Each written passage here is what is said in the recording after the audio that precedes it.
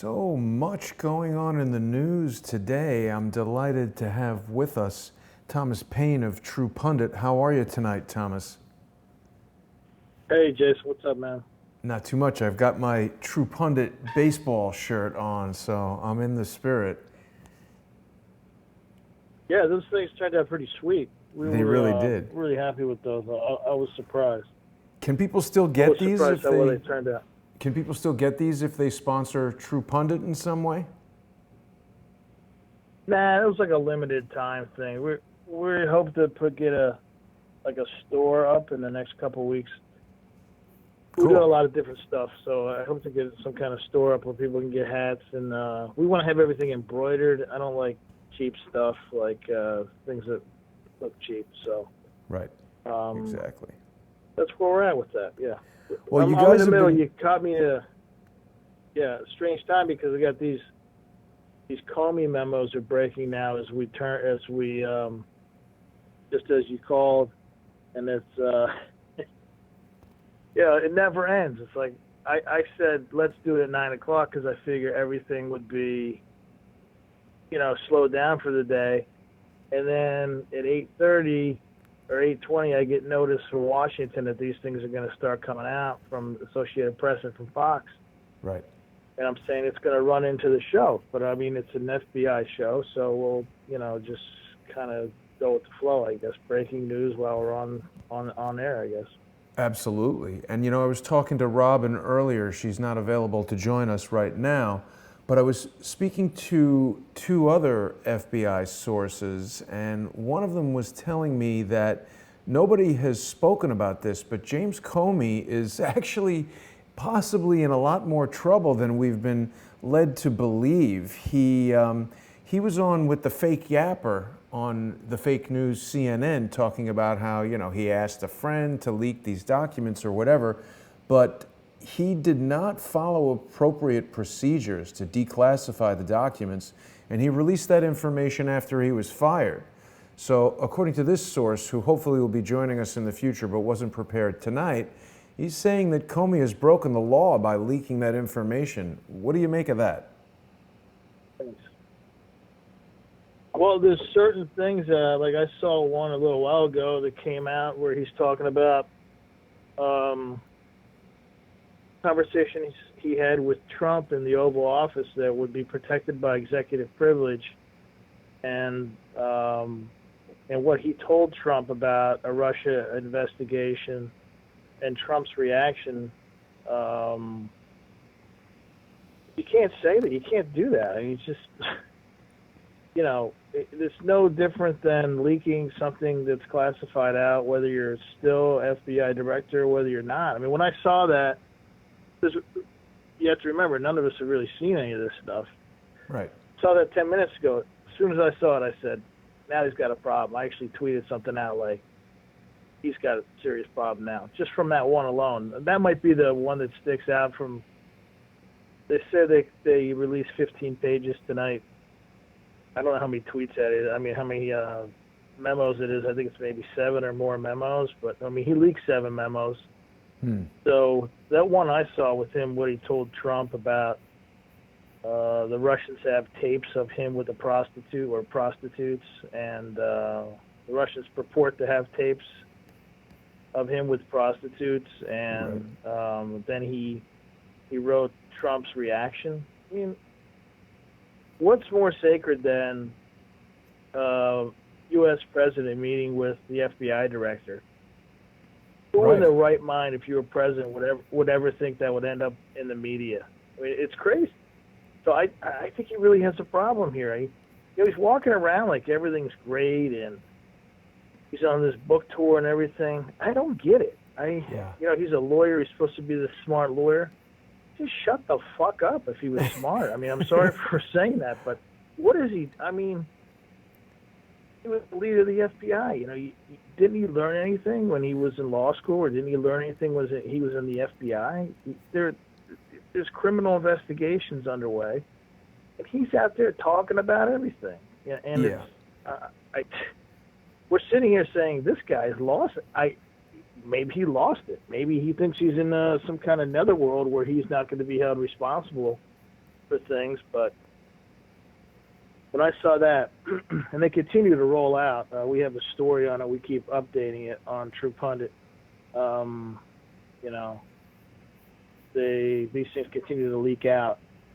So I'm kind of like talking to you and also monitoring everything here. We have somebody that's handling it, but well, I want to see, you know, what he's saying. So yeah, TruePundit.com has got a load of great FBI stories right now. I mean, this is really unprecedented, Tom. I mean, we've never seen a situation where a former FBI director was pitted against a former deputy director. And I mean, Comey went as far as saying that he could potentially testify against McCabe.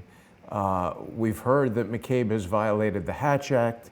Of course, James Comey took credit for starting that Hatch Act investigation, but I think that you and I know that it was actually Robin Gritz who initiated the Hatch Act investigation against Andrew McCabe.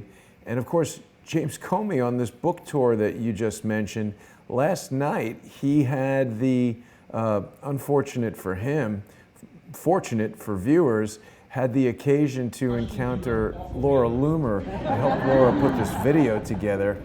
Hey, Mr. Comey, hey, how is it ethical to brief the President of the United States on an unverifiable and salacious dossier? Right now. And how is it ethical leadership to not tell him that his political opposition, Hillary Clinton, paid for that? You didn't. So Laura asked him about the dossier and why he didn't disclose to Trump that the dossier was funded by Fusion GPS and the Clinton Foundation and all this stuff. It really was a salacious, unverified dossier. They always talk about it being verified, but the verification came from Yahoo, so it's pretty ridiculous. It was great to see Laura being Laura, calling out Comey, and Comey just stood there looking like a dope, didn't say anything, wouldn't answer any difficult questions. He's obviously taking, you know, the most sanitized possible questions written on paper cards. I asked him later in the event if he was aware of Andrew McCabe's Hatch Act violations, and he gave me the same kind of deer in headlights look that he gave Laura when she asked him that question. But it's looking like the FBI is in some serious trouble. This is unprecedented, right? We've never seen this level of sort of disruption at the FBI, have we? Well, I think there's always disruption in the law enforcement and intelligence agencies. I just don't think it's public. This one is gets bigger every week. Yeah. So you know, historically for the last 30 years, maybe Watergate, but you know, there was a lot of friction between everyone was running for cover from their illicit activities in Watergate and helping with the cover up. But there was no social media back then and things. You had 3 networks and 3 newspapers that were pretty good, and that was about it. And that's what you depended on. Everyone turned on the news to listen to Walter Cronkite, and that's where they got their news. So today it's a whole nother ballgame. I mean, people aren't tuning into the networks to find the truth. Well, some people are. Those people aren't really interested, I guess, or they're just not in the know. Generational thing too, you know. It goes by generation, but not to get too far off the subject. Yeah, I think this is. We feel it's historic here. We feel everything that we're working on is. There's a strange energy around a lot of the things we've done and McCabe, and you know, we have a game plan of what we would like to see done. And a lot of that is happening, and we feel that there are historic undertones of things that are going on with the FBI, and we also have questions whether the FBI is going to survive. Well, we don't know how bad it gets. Yeah, and that's a really interesting point that you bring up. The source that I was talking to earlier, who hopefully we'll have on later in the week or very soon, was saying that he anticipates many more people within the FBI that may go down as a result of this. In fact, he called out one by name, actually, and that was Candace Will. Candace Will is the assistant director in the Office of Professional Responsibility, and we've heard Robin speak quite a bit about the Office of Professional Responsibility. Candace Will, according to this source, was responsible, or well, let me not miscategorize what he said, but he told me that during Candace Will's tenure, which continues to this day, 6 FBI agents that he's aware of committed suicide because it was his impression that this is a regular practice, ruining the lives of agents that blow the whistle on wrongdoing within the Bureau. And that's obviously very problematic. He described Candace as a drinking buddy of Mueller, and that she was basically a wrecking ball there in the Office of Professional Responsibility. That doesn't seem extremely responsible to me, but are you aware of this person, Candace Will? Have you ever heard of her? Well, we have, I'm not going to give anything away who we're working on. Yeah, we have heard of her. We have looked into OPR, working on some things with OPR. You know, a lot of guys, they call it agents eat their guns, you know. Mm-hmm. That's what happens. Agents that get out, agents that are still in, sometimes that's how they get out. They become depressed, and they get very depressed, and then they turn to family members, and they feel like they can't get any help from them, and then they decide that they're just gonna end their lives. It's really an unfortunate thing, and it's really prevalent in the Bureau, in the FBI, and it's kind of like their dirty little secret. Not a lot of people outside of the FBI know about it, but it's far more prevalent in the FBI than, let's say, DEA. I know a lot of DEA guys. I've said it before in your show. I came up with DEA guys. I know a lot of DEA guys. Mm-hmm. And it's two different worlds between, say, DEA and FBI, and DEA and or FBI and Secret Service and things like that. It's tough. So you have to look at the culture. What the hell's going on that makes these people feel that way? To take them all the way down where you would feel that way as a person and professionally, where they just strip you down that far. It's a serious problem. I don't see anything that's being done now that's going to change it. Anything that's going to get worse. With the stuff that's going on in there now. But I think one of the reasons that happens is because they only have one speed. It's like they treat workplace issues the same as they treat criminal investigations. They'll go after you. They don't have 2 or 3 different speeds where they say, all right, let's dial it back. You know, this is over like a promotion. Right. This guy filed an OPR grievance over promotion, and most workplaces say, hey, let's work this out. This is kind of crazy. You've been a good employee. Right. But the FBI says, fuck you. You don't challenge us. We're going to bury you. Right. And the next thing you know, you're, put out in Siberia, and then, like Robert Gritz's case and many other agents I've talked to, they leave. They quit. And it's like, why? Like, why did you have to go that speed? These are loyal people that have worked for you. Not only that, you spent millions of dollars training them. Right. Training them. Yeah. You're just throwing them out. Well, in this particular case, the FBI actually intervened in the guy's family court situation and has really devastated his life. He had a young daughter who he hasn't been able to see for 4 years as a result of information that was injected into the family court case by the FBI as a retaliatory measure. And I mean, we know from Harmon Wilfred and just from common sense, if you've got a young child and you take 4 years of contact out of the life of the parent, and there's a divorce going on, that can be toxic. That can be a relationship that will never recover. What about the life of this innocent child, the relationship with the father? It really is horrible. back to Candace Will, there was this article in 2011 in the Daily Mail, which Craig Murray doesn't hold in very high regard, but it's talking about how the FBI agents in question here were guilty of sleeping with sources, watching porn at work, and searching for addresses of hot celebrities. I mean, this is a rogue FBI that's being described right here that is completely out of control. And this source was telling me that he felt it was broken beyond repair, that the only solution was to dismantle the entire bureau and start again from scratch, which seems radical, but it's, I mean, is it rotten to the core, or is there hope for restoring it? I don't know. It looks pretty bad from here. Like, a lot of people say, well, it's only the top echelon that's the management. And there's a lot of good rank and file people. Okay. I mean, you have to buy that, because I know a lot of good rank and file people, right? My thing was, I say to some of these guys, when are you going to stand up?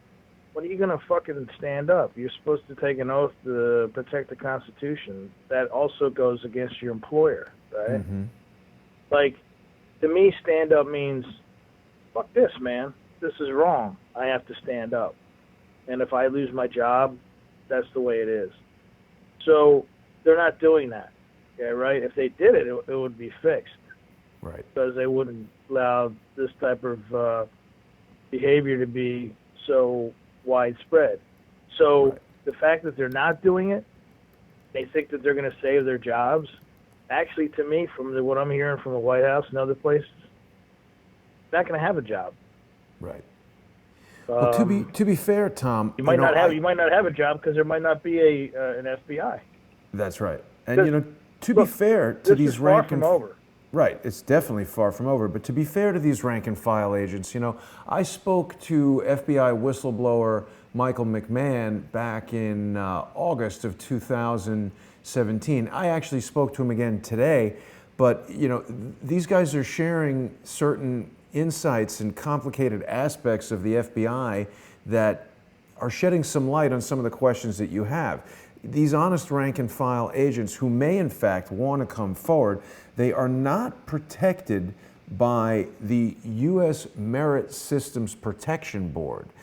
What I was told is that the MSPB only protects FBI agents that are military veterans. So, members of the FBI who began their careers there are basically at the mercy of the FBI, and may answer your question of why they have only one speed. Anyone who dares to defy the all-powerful Andrew McCabe or James Comey, their life is ruined. So it obviously prevents this practice of coming forward and blowing the whistle. Michael wrote an article. You have to understand something, though. Yeah.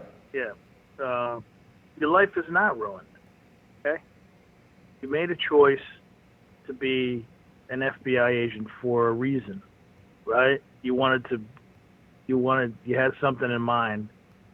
It doesn't pay that great, so you could have worked somewhere else and done something better if you were about money. So it has to be something higher than money when it comes to being an agent, right? And then you put your hand on that Bible, and you swear an oath after you graduate Quantico. What happened? Why walk away from it? What do you stand for? Like, I just don't get it. Like, you're just gonna let people get away with it, and you think it's gonna ruin your life? Go get another job somewhere. Don't be so fucking dependent on your shitty pension. There's a whole world out there. It's not just about your pension, your time in and get out. You either stand for something or you don't. Right. If you don't, and you don't want to stand up, then you get what's coming to you. When Trump rolls this thing up like an old carpet and tosses it up or slices it up like a pizza, yeah, and different pieces go to different agencies, then you realize that, hey, maybe I should have done something. Maybe, you should have, because it's all about honesty, right? Is it integrity? Do you have integrity? Fidelity, bravery, You're and supposed to have integrity. integrity. Yeah. You're supposed to have integrity, not just because you're afraid that you won't get a paycheck. Wait, what the hell is it? I don't understand. So they get, if it goes sour, they earned it. I know it's like harsh what I'm saying, but this is a serious situation. This isn't just happening in Washington. It's happened in a lot of field offices, and it's a problem. Like you said, it's a rogue agency. I don't know if it can be saved. I don't know. It's over my pay grade. I know that we are trying to shine a light on it as best as we can, and we've caught a lot of good breaks along the way to do that.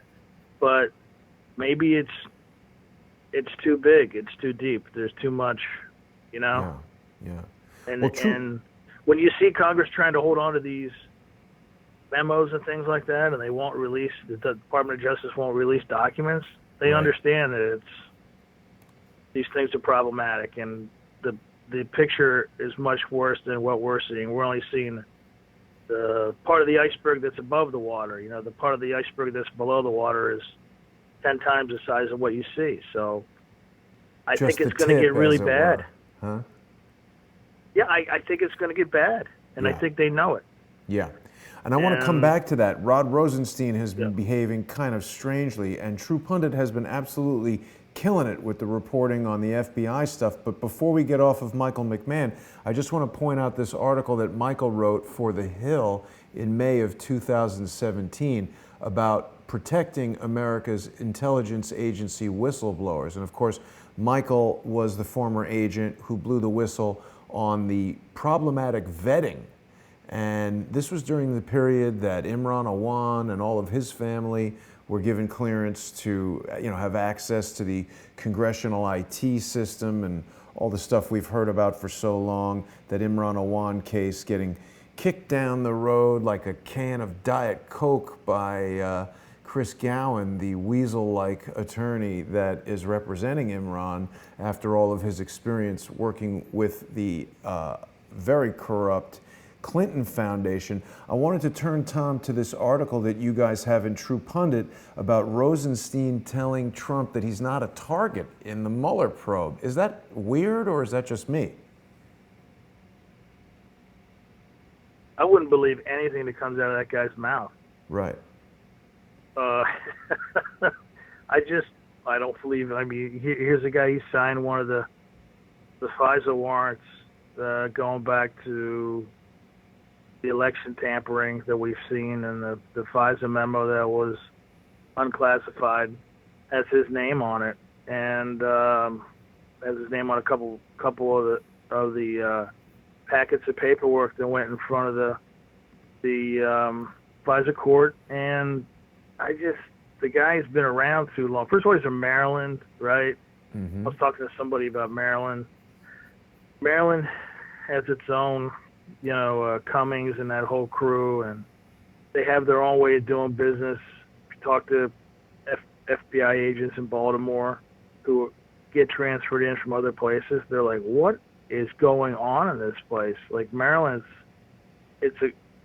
for a place that seems like a northern state, it's very good old boy network, and so it has that strange dimension, and Rosenstein came up in that type of an environment, and it's very who you know, and this guy owes you favors, and you owe this person favors.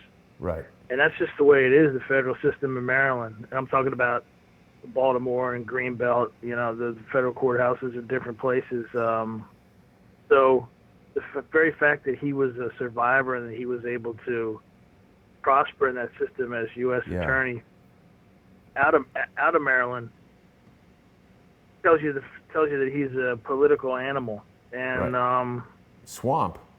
I don't think there's anything that has been written about him that has been really inaccurate as far as him being a problem. We didn't think that he would make it past the FISA, the unveiling of the FISA memo. We thought he would be out of a job, but he's still there.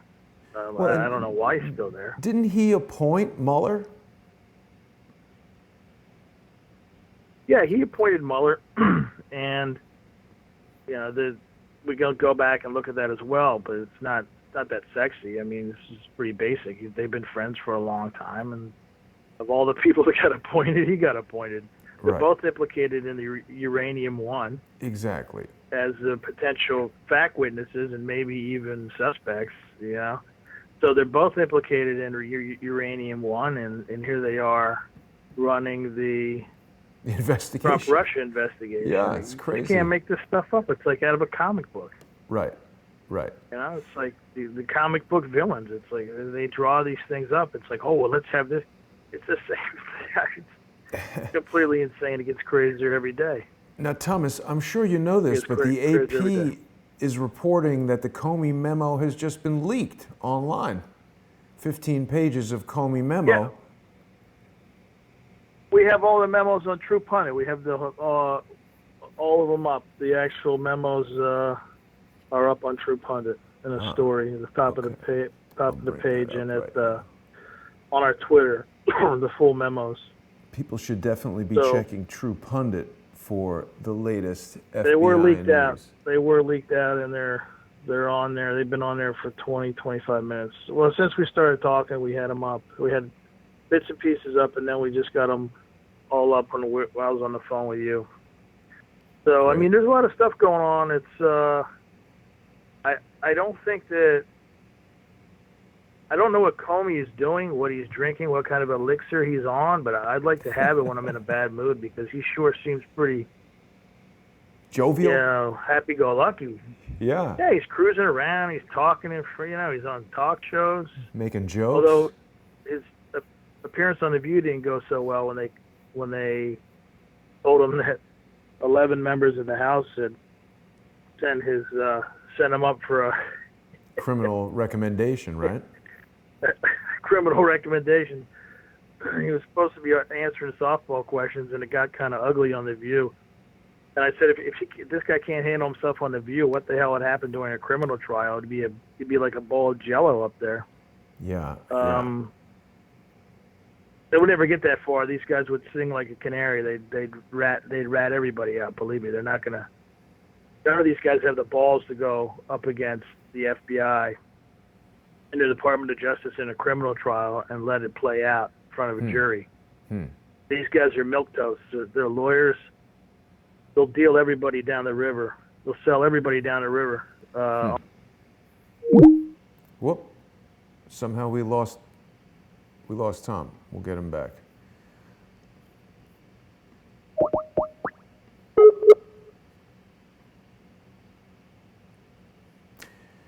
James Comey was definitely in a good mood last night at Barnes & Noble. Yeah. Oh, Sorry, got you back. lost No you. problem. Comey was in a great mood last night. I was saying. Yep. Go ahead. No, I was just going to say he was in a great mood last night, but please continue with what you Want were me to saying. go, or you want to go? You go. Tom, you there? My point is that now that McCabe, this first round is... Are you there? I'm here. We got a real slow Yo. connection. Yeah. Jason, You got me? how about now? Yeah, I hear you. I got you. Yeah, can you hear me? Yes, I can. Let me try you back. It sounds like it's not working so well. Okay. We'll try one more time here. Something really interesting in the James Comey book, if people have purchased it or have otherwise had a chance to read it. Have I got you back now, Tom? Okay, I was saying, now that McCabe has been referred for criminal, prosecution by the Inspector General in this first batch of the IG's report, there's another one coming out within the next month. That could be more problems for him. But now, if they go after McCabe, our guess is that he will not go down alone. Right. So you could see a major shakeup. You could really see a major shakeup. That's why he's such a key domino, because he's a hothead. He's not going to go down alone. probably not in his DNA. He's going to sell other people out. It's just the way it's very rare for these guys to be stand-up. And what I mean by stand-up is you take the heat. You have to do time, you do time, and you don't look over your shoulder and you keep your mouth shut. These guys aren't built that way. So it's going to be interesting if they get some pressure on them. They're going to want to make a deal. They're definitely going to want to make a deal. And, Tom, there was something in the very interesting. Yeah, there was something in the Comey book that caused me to realize the scope of this thing, as far as how long these guys have been involved and how deep the knowledge goes. James Comey talks about how he's never met Hillary Clinton, although he tried to, and he realized that she may not have wanted to meet with him while he was a U.S. attorney in New York and she was a senator, because earlier in his career, around 1993, 1994, he had been involved in the Whitewater investigation, and he was specifically involved in investigating what he categorized as the suicide of Bill Clinton's former counsel, Vince Foster, and the investigation of Whitewater documents that were in his office. Were you aware of that? Yeah, of course. He's been tied to them since Whitewater, since Foster, Webb, Hubble, the whole group. I mean, he goes back. This guy goes back. I mean, first of all, I don't actually believe that he's never met Hillary Clinton. I think that's probably a reach. I didn't believe that either. That's probably just a cover. I mean, we did this story. We broke the story where McCabe lived a half a mile from her for 4 or 5 years when she became a U.S. senator in New York. McCabe and his wife lived a half mile from her in Chappaqua. And that they had a personal friendship, right? Well, that's something the Inspector General is looking at. I mean, I don't know if they had a personal friendship, but of all the cities that they could have lived, they lived a half a mile.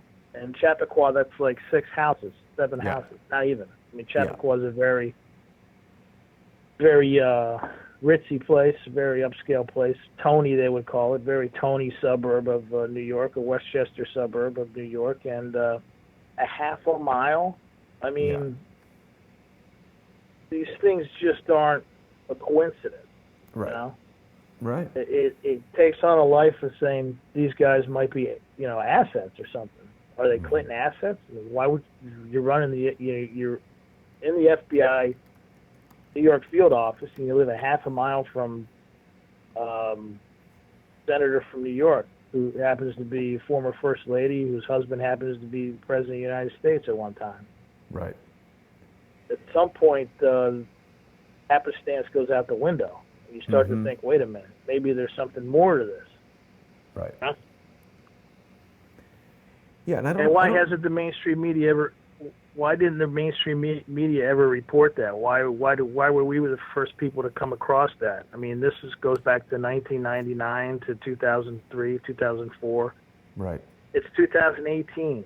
Why are we the first ones to find that? This stuff is 16, 17 years old. And CNN and the other mainstream news outlets are still, talking about how Comey is a great guy. The overwhelming majority of people there at the book signing last night were, they liked Comey because he was coming out against Trump and saying all kinds of negative things about President Trump. But then there were also some people who didn't like Comey, not because he's an opponent to Trump, but because they felt that he somehow caused Hillary to lose the election. I mean, frankly, James Comey, for whatever he is perceived to have done that cost Hillary Clinton the election, he's just about her best friend for not investigating the email scandal and throwing her right in jail. I think that he covered his tracks very well on a number of different occasions when it came to the email things, and a lot of that before the election shenanigans where he opened the investigation back up, he had to do that to cover his ass because he probably would have ended up indicted hadn't he done that, because it turns out that the FBI sat on credible information about classified emails that were in Weiner's laptop for 12 to 15 days and didn't file the proper paperwork to get a search warrant so that the Bureau could take a look at those emails. Nothing happened. McCabe sat on that for 12 to 15 days, and then when Comey found out about it, I think it was on October 27th, at a staff meeting, the guy went through the roof because the New York field office, and they were talking with General Counsel, FBI General Counsel James Baker, and they said, "Hey, when are you guys going to file a subpoena? We've been waiting for you guys to file a subpoena, or tell us to file a subpoena in the Southern District in New York so you can get access to these emails." And Comey was like, "What emails?" And McCabe was on a conference call. He wasn't there, but he was on the call. What they did is they said, "Yeah, well, we told McCabe about these emails in the beginning of October, or right somewhere around October 10th." And at that point, Baker said, "Yeah, we have to get this guy off the phone." They threw McCabe off the phone, off the conference call. They kicked him out. Mm-hmm. I understand he tried to dial back in, but he got kicked out. And Baker was saying to Comey, "What the fuck is going on? What emails? This election is a couple days away. It's 12 days away." So what happened then is Comey panicked, and he sent this letter to Grassley and all the chairman of all the different Senate committees and subcommittees, saying, "We need to open this back up and take a look at this. It's come to our attention that there's hundreds of thousands of emails on this Wiener laptop." That's when the shit really hit the fan. But he only did that, I think, to save his own ass, because a couple of days later they came back and said, "Yeah, there was nothing in the emails." "Oh, okay, you went through 650,000 emails in a couple days, 4 or 5 days." Now they use software. They do use software to look for things, right? Right. But still, it doesn't catch everything, and right. There's certain, you have to put some elbow grease into this, some investigative elbow grease. So Comey, I think, covered his ass so he wouldn't end up because if it came out now that they covered that stuff up and Comey didn't do anything, they'd all be in big trouble. There wouldn't be any gray area. That's black and white. And but we did a story today, Jason, where even despite the fact that McCabe's wife took money from Hillary Clinton-backed political bundlers for her Senate campaign in Virginia, $1.25 million. Even despite that stuff, and finding out that McCabe basically concealed this evidence along with Peter Strzok before the election about Hillary's email. They were trying to run out the clock, apparently, to give Hillary a boost. Even despite that, Comey still allowed him to run the point on the Clinton Foundation investigation for the FBI, which was also ongoing as a parallel investigation. Right. So when he's up on stage at Barnes & Noble saying this is all about leadership, and he's on the ABC saying Trump is a bad leader and stuff, this guy knew that McCabe had favoritism or some type of propensity to protect Hillary Clinton, but he still let him run point on the Clinton Foundation investigation, and apparently he slow-walked that. McCabe slow-walked that. Nobody's been indicted. Right. Basically shut that down between the time of the election and the time he was, asked to leave the office by the new director, Christopher Wray. So what kind of judgment is that? I know you're in the tank for her, but keep running the Clinton Foundation investigation. I mean, right. Somebody has to answer for this stuff. This is insanity. It was amazing to me, Tom. Yesterday, just after the book signing, Charles Ortel was outside speaking to a guy who just came up to us who was both a lawyer and a CPA. And this guy was just flabbergasted by the notion that there was anything illegal going on with the Clinton Foundation, and he had no idea who he was speaking to. It's a hilarious encounter if people get an opportunity to watch it. Charles Ortel discussing the crimes of the Clinton Foundation with someone who was obsessed with Trump's purchase of a $25,000 portrait. It was pretty funny to see. But that's the thing. There's this massive brainwashing going on, and I think we're starting to really see the cracks emerge. You guys have got this article here about Trump mocking Comey for throwing McCabe under the bus. It really, in certain regards, seems like Trump has a good level of control over this. So it's going to be really interesting to see what happens in the next couple of days. It's interesting to see what happens every day. Yeah, yeah. We call it the greatest show on earth. You know, that's why you have people over here, like you talked about the Globe and Mail and the Guardian and these other papers are like, well, why are these papers writing about U.S. politics, right? Because politics in their country is boring as hell, right? Yet guys are still wearing powdered wigs in Britain and yelling at each other. So, I mean, it's like, this is the greatest show on earth. Australian media, Italian media, media in the UK, the Irish media, they all cover politics. Of course, Canadian media, too. They all cover the U.S. politics because it's the greatest show on earth. It beats anything that's coming out of Hollywood. I mean, Hollywood can't write the scripts that we're seeing, the different twists and turns. They couldn't make this stuff up if they wanted to.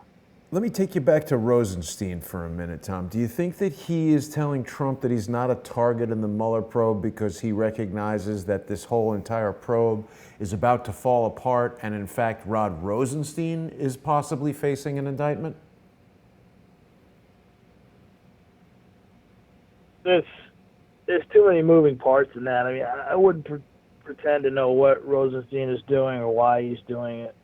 You know, he has a bad track record through history of being partisan, not towards conservatives, and I think that his wife is also involved in this. She's been a lawyer for all the parties involved. She's represented Obama. She's a government lawyer. She's represented Clinton. She's represented Bill Clinton. She's represented, I think she's also represented Comey. And wow. I think, you know, so that's like whole nother story we haven't even gotten into. It's like, it's an interesting story, very interesting story. So it's like a 1-2 punch with Rosenstein and his wife. So it's not just like, oh, this guy's milling around and he's made some bad decisions. It's much deeper than that. So right. I think his track record is not exactly impressive. Mm-hmm. And like I said earlier, if he told me that I wasn't under investigation, I would pretty much believe that I was probably under investigation because I wouldn't believe anything that comes out of his mouth. Right. That's just me, though. That's my personal bias and some of the things I know. Doesn't necessarily mean I'm right. Right. But I would tread very carefully with anything that guy told me. And then just minutes before we began this broadcast, you guys put up a story. Yeah, I don't want to get into it.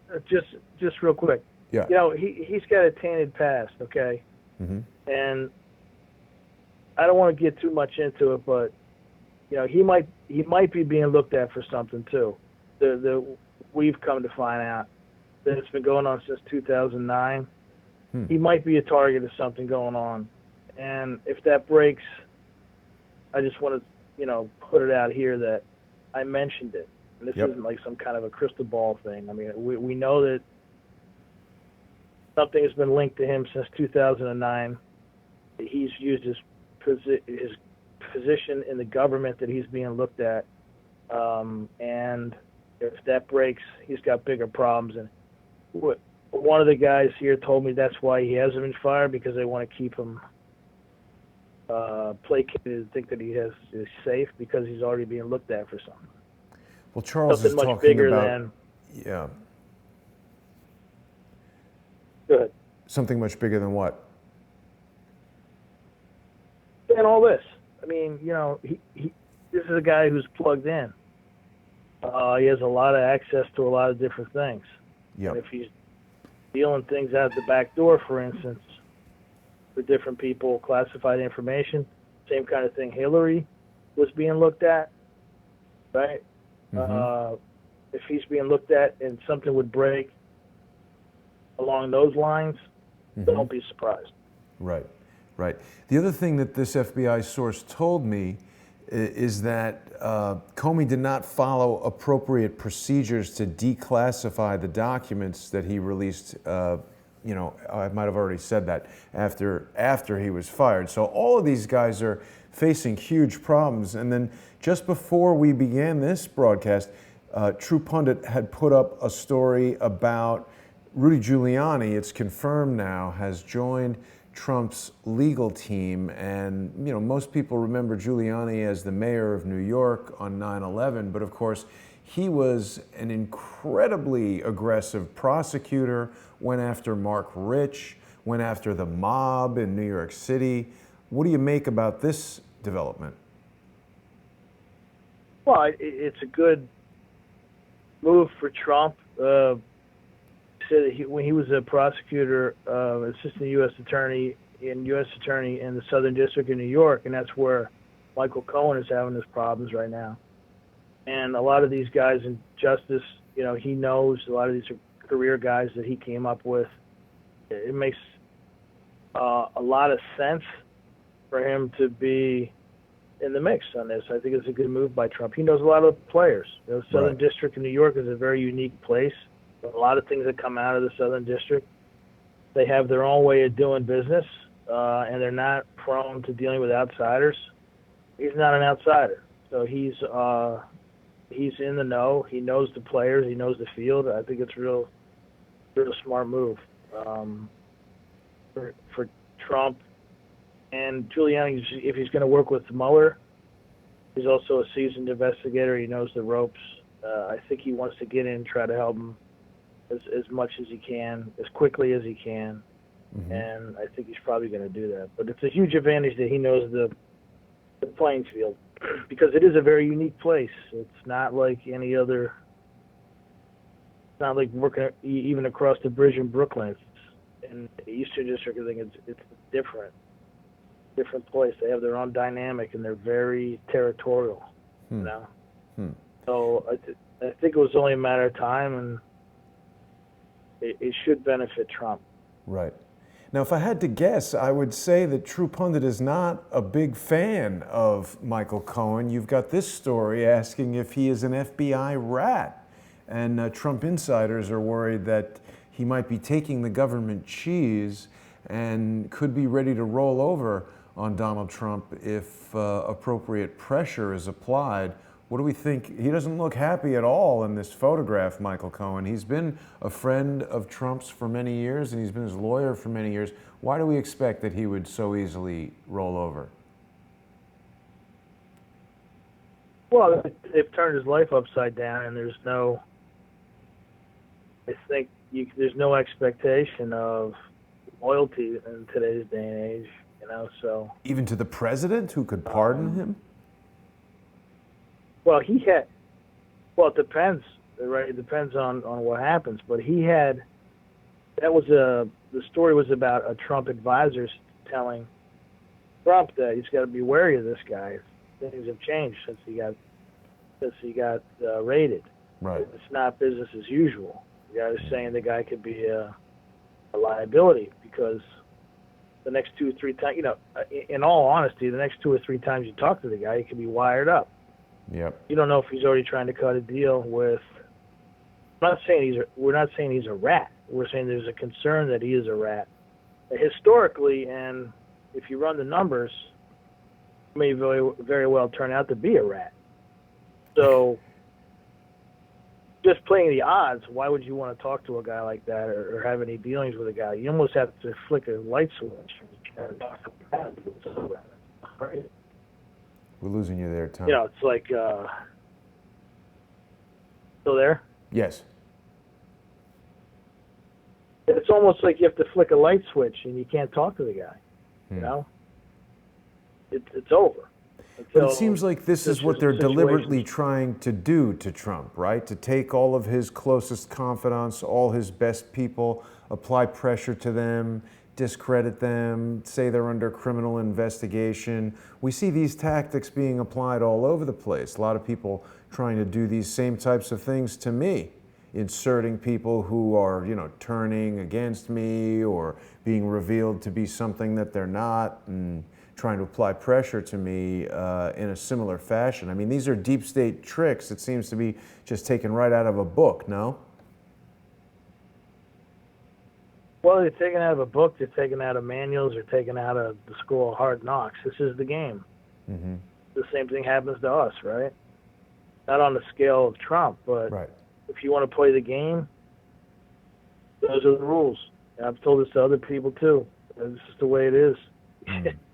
I've told it to you. I've told it to other people. This is the game. It's not a game for everybody. And a lot of the readers who read our site and who watch your presentations and your interviews and your show don't understand the complexities of what goes on away during the other hours of the day. But there's definitely an ongoing chess match between good and bad, and white hats and black hats, and it's ongoing and it's never ending. It's equally frustrating at times as well. So it's just part of the game. Trump's got to man up and play the game, and I think he's doing that. I don't think he's not manned up. I say you just got to stay manned up and play the game. Part of that game is you flick a light switch on a guy like Mike Cohen. Right. He's seen as a liability right now. Chances are he's in a position to do more damage to you than he is good. So you hope that he's a stand-up guy and he does what he needs to do. He doesn't try to cut any deals that involves stopping your legs out from under you. Right. He could, though, because he was a lawyer for the Trump organization. He knows a lot of stuff, so Right. anything's possible. That's how much they want to lean on him. Sure. People say, "Oh, it's just all political. He's going to be okay. They're just trying to lean on him." Well, usually when they raid your place, you're in trouble already. They already know that you. They already have what probable cause. They already have an idea of what they're looking at you for. They're just looking at. By the time they raid your place, they're just looking to get a couple extra things for icing on the cake that they can use against you during negotiations as a wedge. So I'd say Cohen's in serious trouble. And I don't think it's like some show. I think he's in serious trouble. I don't know for what. We don't know for what yet, specifically, and you won't know that until he's indicted. This I election would say finance that stuff and paying the stripper? We don't know. It could be a lot of things you never would have guessed. So you wouldn't know how many counts, what they're looking at until he's indicted. And I would say that absent a deal before he's indicted, I would lean toward the fact that he's going to be indicted. Wow. So, Tom, in the last couple of minutes we have here, I want to talk about some of the amazing reporting True Pundit's been doing about the Las Vegas shooting, another FBI fiasco with the cover-ups and the changing story. What can you tell us about the series you guys did here, Fear and Lying in Las Vegas? What was the most significant piece or pieces that were uncovered in this series on TruePundit.com? Well, we got a lot of heat on that series. It was 5 parts. We might do a 6th part. I don't know. We're kicking it around, but we pretty much said what we wanted to say in 5 parts. And the series was taking a look at the rudimentary steps that the FBI ignored during the entire investigation. It wasn't about drawing conclusions about who did what unfolded, how many shooters there were, where Paddock was, and all this stuff. It was about something very basic. Why didn't the FBI look at a number of blaring instances where there should have been investigative follow-up in such a high-profile case like this? So that's what the 5 parts were. The biggest takeaway I have is there was no follow-up on one individual, Brian Hodge, who very suspicious. I would classify him beyond a person of interest. Why there was no follow-up on what this guy was doing there that night, and his actions directly after the shooting started, his actions were very suspicious. Started doing a lot of interviews on foreign, he's an Australian national, lives in California. He started doing a lot of interviews on Australian TV and Australian radio. His stories changed all the time. And then the FBI has a report that we were fortunate to get our hands on. It says they traced his phones at the time. They pinged his phones, and he was, 10 miles away from Mandalay Bay at the time. He said he was hiding in the bushes and stuff. And the time he gave interviews saying he was hiding in the bushes, he was hiding in the kitchen, and he was on the phone with these really dramatic interviews, but he wasn't even there. He was 10 miles away, and at this little hotel, when they pulled the records of who was in the hotel, there was a Mexican national staying there along with two other guys, came from a city that was linked to terrorism and things like that. So why didn't they look at this stuff? And, we have proof that they did, and they just said, well, we're not interested in it. The assistant special agent in charge under Rouse was debriefed everything by federal agents and by investigators that come up with this information on their own without the permission of the Bureau. And it was never followed up on. So it just makes you scratch your head to say, what are these guys doing? Why did they not look at credible leads? Yeah. There's plenty of personnel to handle it, so why didn't they do it? Right, and still no resolution. I don't know the answer to it. I don't know the answer. Of course, no one does. Still no resolution there in Vegas. I mean, it would definitely seem like independent investigators on YouTube and Twitter and Periscope and elsewhere on the internet are really digging up more information on the Las Vegas investigation than the FBI or the mainstream media. I think that is one of the reasons why we're seeing such intense pushback on some of the real news that's being uncovered in independent media. People should definitely be following Thomas Paine on Twitter. He's there at Thomas1774 Paine, except no substitutes. There have been many people who have spoofed the account, taken the name, tried to distribute fake news and nonsense, possibly to disparage our friend Thomas Paine of True Pundit, whose true identity is known to me, but kept secret to protect the innocent. People can also follow True Pundit directly at true_pundit. And of course, you can go to truepundit.com. Thomas, how can people support the independent reporting of True Pundit? Well, we're getting a little bit more sponsors, which is good. People don't understand, but that really is the bread and butter. $10 here, $15 there, that kind of thing. We've gotten some larger ones lately that I'm happy with. But if you go to truepundit.com/sponsor, that gives the three major options to help fund us. And so it's truepundit.com/sponsor. And people can just hit that blue button. You can hit the blue button, or you can go PayPal or Patreon, whatever is good for you. What we try to do is we try to every week break our ass, and then at the end of the week we put up kind of a link on Twitter and say, hey, if you want to buy the guys a couple. Oh, lost you at a critical moment. I can only anticipate that he was about to recommend that if you want to buy the guys at True Pundit a couple of rounds of drinks, you can do that by sponsoring True Pundit.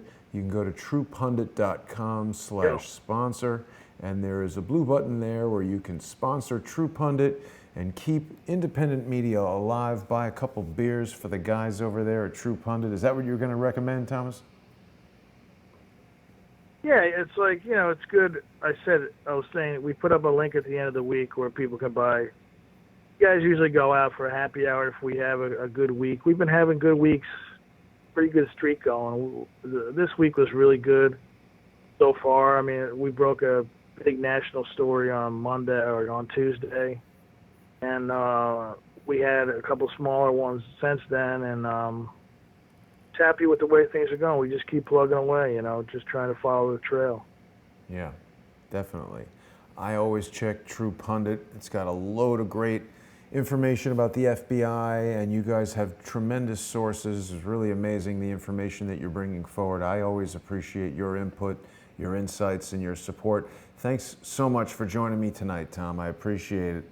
And I want to remind people you got to tell your guys to get back on crowdsource the truth too. Crowdsource the truth too. Right? Exactly. People gotta who get are on, looking get on the stick. You gotta subscribe. We just passed 5,000 subscribers on Crowdsource the Truth 2 today. We're still growing on Crowdsource the Truth 1, despite the malicious anonymous strikes that have prevented us from live streaming there or uploading new videos there. I still get multiple emails per day from people who are worried about me, saying they haven't seen videos from me in some time. So if you're watching us on Facebook or Periscope or vk.com, you can definitely subscribe to Crowdsource the Truth 2 on YouTube. We've also, this is great, Thomas, we've implemented Vimeo streaming now on Patreon. So people who want to avoid any of the inconveniences of possible strikes on YouTube can just log on to www.patreon.com/crowdsourcethetruth. And if you become a monthly sponsor on there, even for as little as $1 a month, $5 a month, whatever is convenient for you, you can enjoy live streaming uninterrupted by the malicious trolls that have been manipulating the algorithms of YouTube to strike these videos. It's very interesting. I know you've had some problems with Twitter. When I alerted Twitter to the fact that a highly malicious, anti-cop, pro-violence person had, just for no reason other than to be, malicious, posted my parents' phone number on the internet along with the suggestion that people call them up, people who don't know them. Now, my parents are not running a business out of their home or with that phone number, so publishing it along with the advice to call them, telling thousands of strangers on Twitter, that is pure harassment. People should not do that. And when I alerted Twitter that had happened, they said that's no problem. But apparently, if you criticize Lady Gaga's possible plastic surgery and poor choices of political statements, you get smacked down by Twitter. So it's very interesting how the censorship on these platforms works. Well, that's the game, man. It's like, but they don't understand. The message is bigger than the game. Not the game. The message is bigger than their platform. So you can put somebody in a vice, right, and keep squeezing it, but eventually it's going to explode and get onto other things and other formats and places you never expected. Like, if the message is good, it's going to catch on and it's going to find its own path. Even if it's not as simple, it would be simpler, more streamlined to stay on the standard mainstream social media. Yeah. But if they are going to censor you, but the message is good, it'll still get out there, just a little slower. So a lot of people out there don't know what to do, and my advice is buckle up and grind it out, and don't quit. Grind it out, and the most committed wins. That's right. When it comes to especially intelligence gathering. It's one of the things you learn in the government. Yep. The most committed wins. That's why we have problems with people over in the Middle East, because these guys are committed. Right. These guys are ready to die. They are. So it's a challenge. But the most committed wins. The same goes for getting your message out and using your First Amendment rights. Absolutely. I want to thank again my guest, Thomas Paine. People should be checking him out on truepundit.com. Thomas, I'll speak to you soon. It's always a pleasure to have you on the show. Have a good night, everybody, and thanks for watching. Yeah, take care.